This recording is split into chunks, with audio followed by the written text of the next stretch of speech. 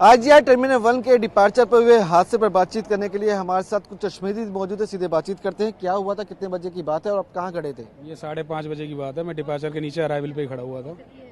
ऐसा लगा जैसे बिजली कड़की थी। उस टाइम पे ऐसा लगा जैसे बादल फटा, तो आवाज़ बहुत तेज आई थी।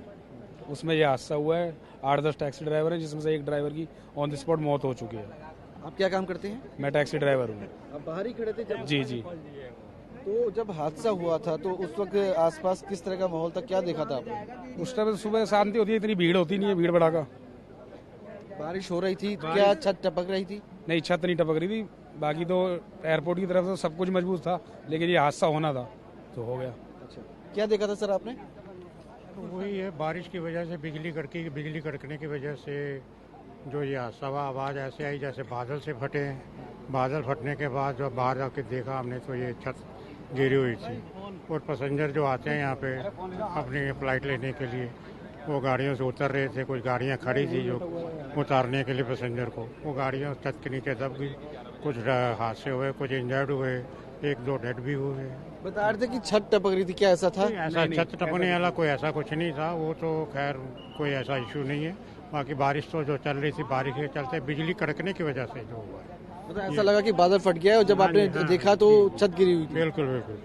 बादल, आवाज़ ऐसी थी जैसे बादल फटने की आवाज़ आती है ना, जोर से बादल फटते ही हैं।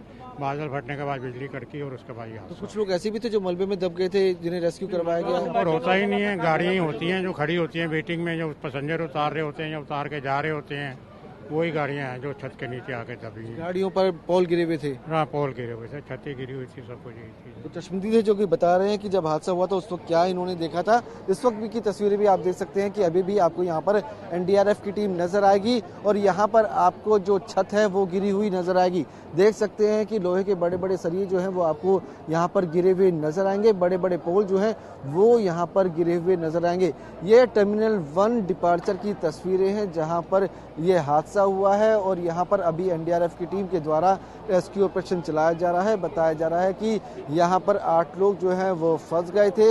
एक शख्स की इसमें मौत हो गई है जबकि बाकियों का अस्पताल में इलाज चल रहा है। तो यहाँ पर डिपार्चर को अस्थायी रूप से फिलहाल बंद कर दिया गया है और जो पैसेंजर यहाँ पर फ्लाइट के लिए आए थे उन्हें अब टर्मिनल 1 और टर्मिनल 2 और टर्मिनल 3 पर भेजा जा रहा है। यानी कि टर्मिनल 1 से पे जब वो आए थे डिपार्चर पर, तो यहाँ से अब उन्हें मूव कर टर्मिनल 2 और 3 पर भेजा जा रहा है। तो फिलहाल की बात की जाए तो डिपार्चर टर्मिनल 1 को अस्थायी रूप से बंद कर दिया गया है। दिल्ली पुलिस के जवानों को अभी भी यहाँ पर तैनात किया गया है। सीआईएसएफ के जवान भी यहाँ पर मौजूद हैं जो कि यहाँ पर जगह जगह पर निगरानी रख रहे हैं और साथ ही बैरिकेडिंग भी यहाँ पर आसपास कर दी गई है। किसी भी शख्स को हादसे वाली जगह पर जाने नहीं दिया जा रहा है। तो साफ है कि यहाँ पर जिस तरह से हादसा हुआ है उससे अपने आप में कई सवाल खड़े होते हैं। शुरुआती जांच में बताया जा रहा है कि बारिश की वजह से यह हादसा हुआ है, लेकिन इस पूरे मामले में सूत्रों के मुताबिक एक कमेटी का गठन कर दिया गया है